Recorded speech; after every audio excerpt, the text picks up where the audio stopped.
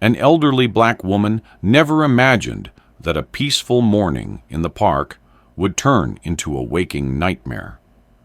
As she sat quietly on a bench, enjoying the early sunlight, two aggressive police officers suddenly approached and accused her without any explanation. Before she had a chance to speak, she was handcuffed and treated with shocking force and disrespect. But this inspirational story doesn't end there. Just when it seemed that injustice had gone too far, a stranger stepped forward. And that stranger was none other than the legendary Mike Tyson. What happened next will leave you speechless. Stay with us to witness how courage and compassion can completely change the outcome of a moment, and how one act of humanity can spark an inspirational story we'll never forget. Don't forget to subscribe and share where you're watching from in the comments. Your support helps us bring more inspirational stories like this to life.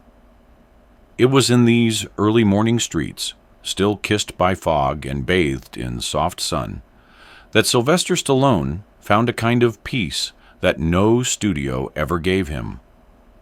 At 78, his knees weren't what they used to be, and the run wasn't about speed anymore. It was about rhythm, about holding on to something real. He jogged the same route every day, from his modest home near Griffith Park, past the quiet corners of Vermont Avenue, up to the familiar path that hugged Barnsdall Art Park. He wore the same gray hoodie, the same beat-up sneakers. No entourage, no camera crews, just him and the road. This morning had started no different. The air was cool, and the streets were still yawning open. He passed Maria, the barista who always waved without saying much, and gave a nod to old Benny, the blind veteran who sat near the newsstand, humming old Sinatra tunes. Stallone's body moved automatically, legs pacing to a rhythm he didn't need to think about, his breath steady, his mind clear, until he heard it, a woman's voice, shouting. He didn't process the words at first, just the pitch, high, frightened. Then another voice, sharper, male, authoritative. "Ma'am, stop resisting." Then a second male voice, louder. "Get down, on the ground now." And then a cry, not of resistance, but of pain. Stallone's feet stopped before his mind did. He turned his head sharply toward Barnsdall Park. Across the grass, just past the stone pathway that led to the playground, he saw them. Two white LAPD officers, one tall and broad, the other leaner and younger, both standing over a woman crumpled on the ground. She was small, frail. Her hair was silver, pulled back tightly. She looked to be nearly 80. Her dress was floral, her skin dark, her body trembling as one of the officers twisted her arms behind her back. A tote bag had spilled onto the grass beside her, and a cane lay just a few feet away. The older officer barked something Stallone couldn't hear. The woman's voice cracked through the morning air. "I was just waiting for the bus, that's all I was doing." Stallone felt the heat rise in his chest, not from exertion, not from the sun, but something older, deeper, something he hadn't felt in years. He scanned the area. There were people watching, a few joggers who had slowed to a crawl, two teenagers with phones held up, already filming. Nobody moved, no one stepped in, just wide eyes and silent mouths. He took a step forward, then another. His muscles weren't as quick as they used to be, but his purpose had never felt sharper. Sweat dripped down his neck, soaked into his hoodie, but he didn't notice. He couldn't look away from the woman's face, scrunched in pain, disbelief, fear. It reminded him of his mother in her later years, the way her voice would tremble when strangers spoke to her, like she didn't matter. And then the thought came, unbidden, unrelenting. "I've played heroes my whole life. So what am I doing, just standing here?" He crossed the street, his heartbeat echoing louder than the morning traffic. The officers hadn't seen him yet. They were too busy barking orders. One of them knelt beside the woman, securing the zip tie around her wrists. "Stop moving!" he snapped, though she clearly wasn't. She winced and whispered again, "I didn't do anything. I just sat down." Her voice was smaller now, defeated. Stallone stopped a few feet away. "What's going on here?" he asked, his voice gravelly but calm. The taller officer turned, annoyed. "Sir, this doesn't concern you. Please step back." Stallone didn't. "She said she was waiting for the bus. Is that a crime now?" "She matched a description," the younger cop replied, but there was hesitation in his tone. "We had a report of suspicious activity." "Suspicious how?" Stallone said, narrowing his eyes. "Knitting?" Sitting too quietly. The officers exchanged a glance, finally registering who they were speaking to. "Sir, with respect, you need to move along," the older one said. "We're doing our job." "No," Stallone said simply. For a moment, everything paused. Mr. Hahn whimpered slightly, trying to lift his head. "Please," he murmured, barely audible. Stallone bent down, ignoring the officers, and gently helped the man sit up. "You're okay. I've got you." He turned his head to Daniels. "Let go of him, right now." A murmur rippled through the crowd. One of the teenagers recording whispered, "That's Rocky Balboa, dude. That's actually him." The mood shifted. The officers could feel it. Miller glanced at Daniels. Daniels clenched his jaw. You need to stop," Stallone interrupted. "Because if you don't, it's not just this video that'll go viral. It's your names, your badge numbers, and your faces." Still kneeling beside Mr. Hahn, Stallone looked the man in the eyes. "What's your name?" "Han. Han Lee." "You live nearby?" "Yes, just a few blocks." His words came slowly. "They say I bad man. I only sit. I feed bird." Stallone's voice dropped lower. "They were wrong." Daniels finally took a step back. Miller followed. The cuffs were released. Mr. Hahn rubbed his wrists. His hands trembled. A drop of blood slid from his temple. Stallone took a handkerchief from his pocket and dabbed gently. "I've seen a lot in my life," he said, loud enough for the officers to hear. "But this is why people don't trust authority anymore." Cameras were still recording. Voices whispered. But the energy had changed. Something had broken open, and it wasn't just one man's silence. Mr. Hahn sat quietly on the bench now, his shoulders slumped slightly, still catching his breath. Sylvester Stallone stood beside him, not saying much, just watching, his arms crossed as if forming a shield. The officers had backed off, but they hadn't left. Daniels stood stiff, arms locked over his vest, while Miller lingered near their patrol car, speaking low into his radio. The crowd had grown. More people had gathered, some curious, others angry, most filming. The tension in the air was sharp, almost metallic, like the feeling just before a thunderstorm breaks. Across the lake, the ducks had returned to the water. Life was trying to go on, but here, the world had paused. Stallone looked down at Mr. Hahn. "You feeling okay?" he asked, his voice softer now. Mr. Hahn nodded, though his eyes were still red-rimmed and his hands shook faintly. Not understand. I sit like always. I do nothing. Why so angry?" Stallone knelt beside him again, shaking his head. Some people just see what they want, and sometimes they don't see at all. A middle-aged woman stepped forward from the crowd. She wore a giant's cap and held a phone in one hand. "I know him," she said, loud enough for everyone to hear. That man, Han, he used to tutor my daughter in math. He's here all the time. He's kind. He brings extra bread to feed the birds. He doesn't deserve this." Someone else chimed in, an elderly jogger with a silver ponytail.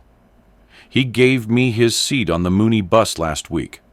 Told me to take care of my knees." The murmurs grew, stories emerging like flowers cracking through pavement. Little things, small kindnesses, that painted a picture of a man who belonged here, not one to be thrown on the ground.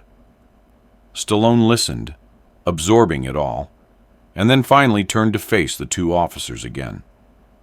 His voice was calm, but each word landed like weight. This wasn't a misunderstanding. This was disrespect. This man's been walking this park for years, and you treated him like a criminal because he didn't look like you, or because he didn't speak fast enough for you to understand. You're supposed to serve and protect, not tackle first and explain later. Officer Daniels stepped forward slightly. "Sir, you've made your point, but we were responding to a call. We had to act." "No, you chose to act the way you did," Stallone said without blinking. "Don't hide behind the word protocol when what you followed was a bias." Miller's radio crackled again. A moment later, the sound of sirens pierced the distance. Another patrol car arrived, this one led by a female officer in a captain's uniform. She stepped out quickly, adjusted her hat, and scanned the scene. Her nameplate read, Captain Morales. She looked tough, composed, but when she saw the bruised, shaken figure of Mr. Han and the unmistakable figure of Sylvester Stallone standing beside him, her expression shifted. "What the hell happened here?" she asked, moving swiftly toward Daniels and Miller. They started talking over one another, fumbling through justification. Morales raised a hand. "Stop, one at a time." Then, turning to the crowd, she raised her voice. "Did anyone record the initial encounter?" Dozens of phones went up. "Good," she said, nodding. "I want everyone who has footage to send it to the email on my card." She pulled a stack of business cards from her pocket and began distributing them through the crowd. When she finally reached Stallone, she extended a hand.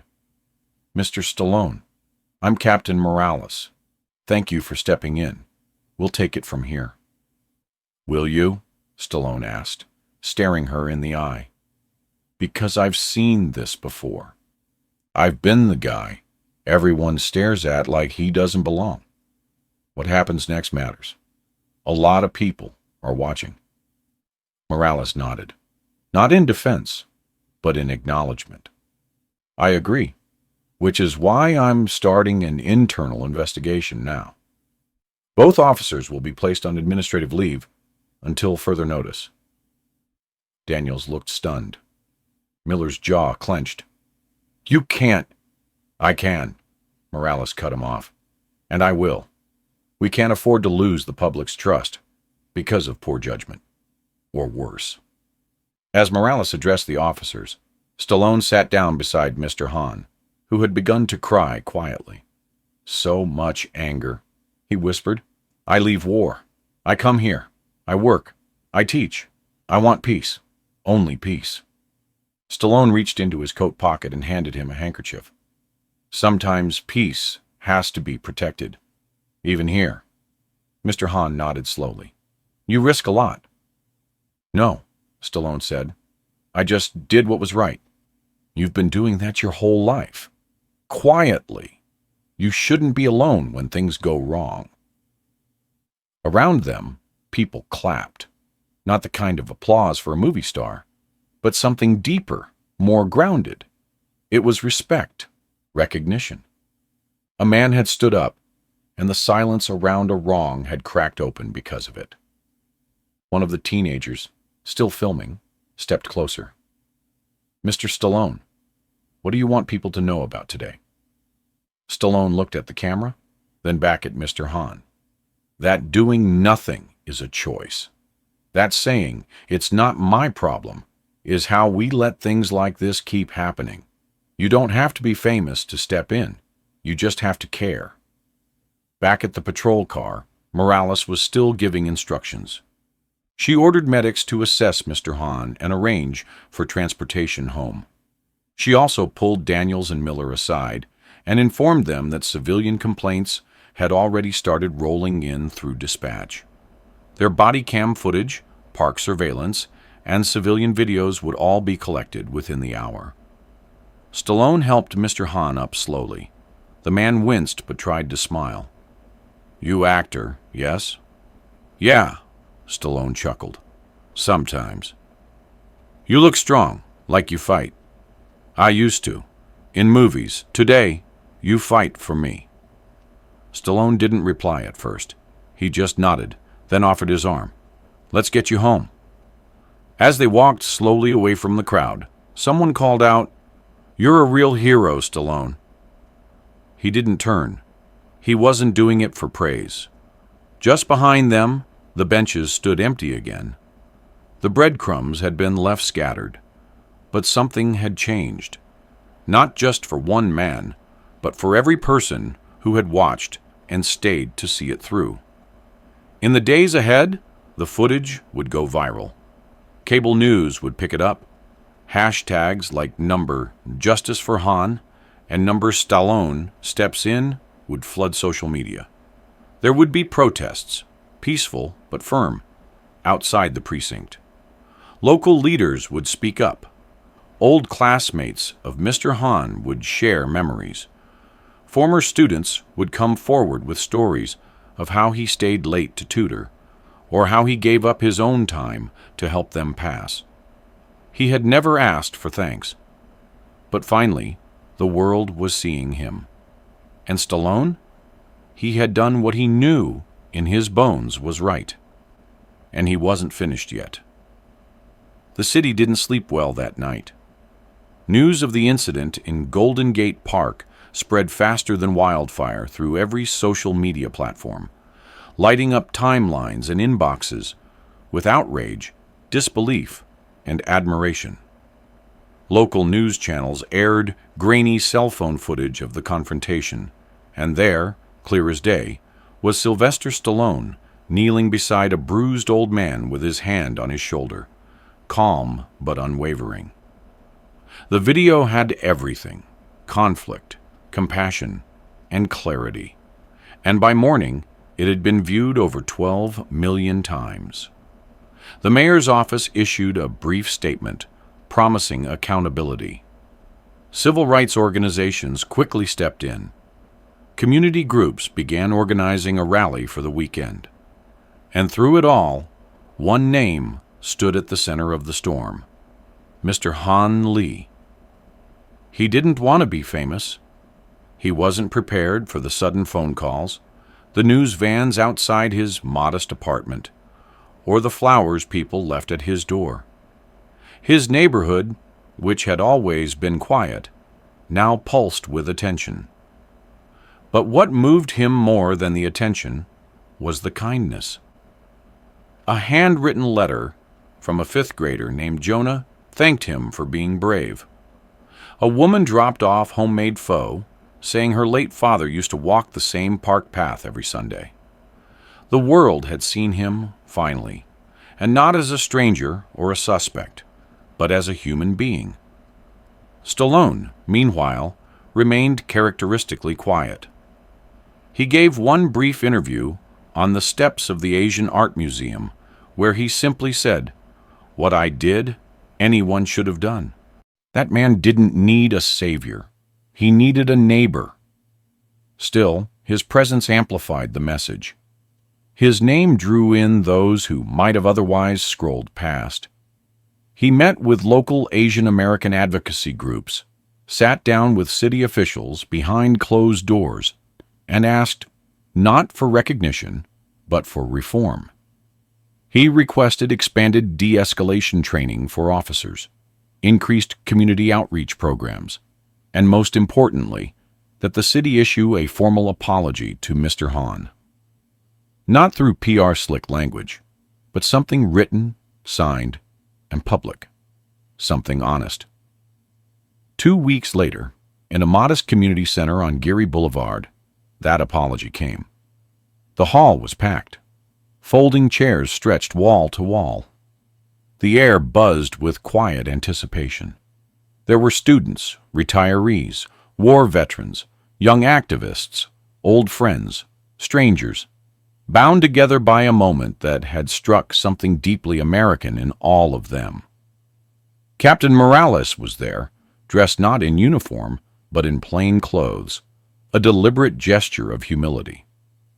The mayor, flanked by city council members, stood at the podium.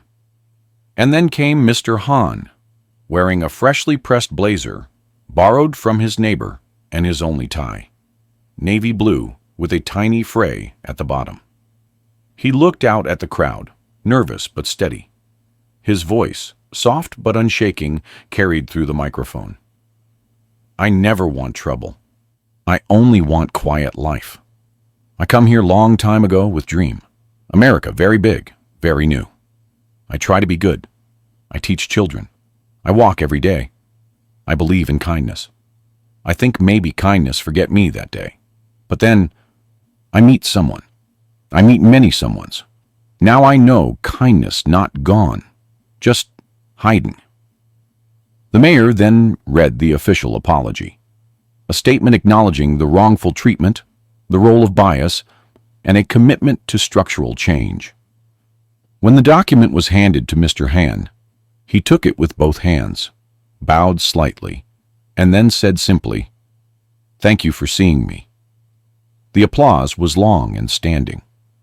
Stallone, seated in the back row, didn't move much. He just smiled, the way men do when they see something right unfold before them. In the weeks that followed, the ripple effect became impossible to ignore. The San Francisco Police Department rolled out an updated cultural sensitivity training program with mandatory participation for all officers, old and new.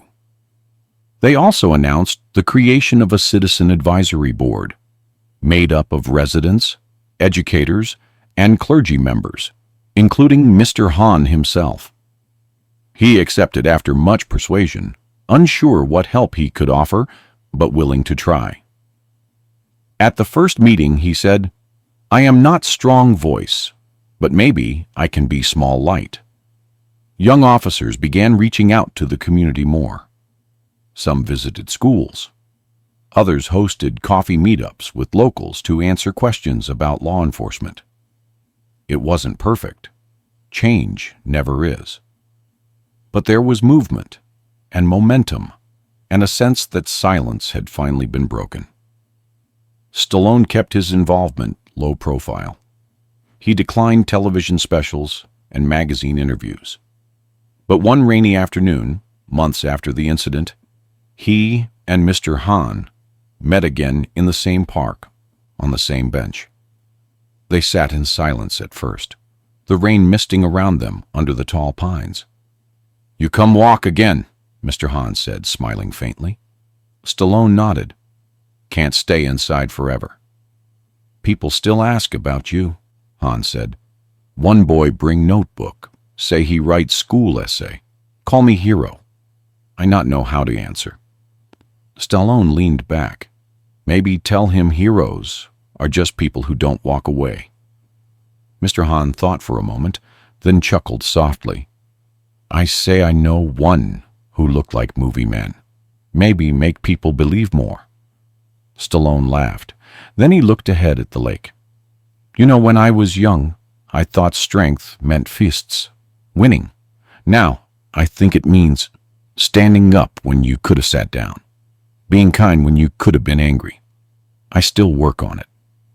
"We all do," Hahn said, "but you stood. That day, many people saw. I think maybe more people stand now." That evening, as dusk fell over the city and the lights along JFK Drive began to flicker on, they parted ways. No fanfare, no headlines, just two men walking home. And yet, something stayed behind in that park. Not just the memory of what happened, but the meaning of it.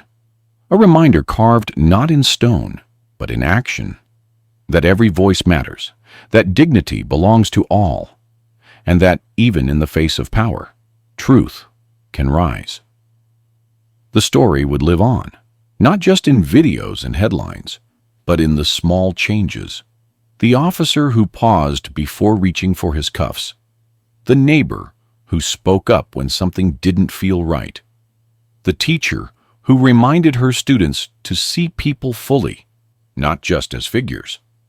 And maybe, most powerfully, in the boy who wrote that school essay about courage and kindness, who ended it with 7 simple words.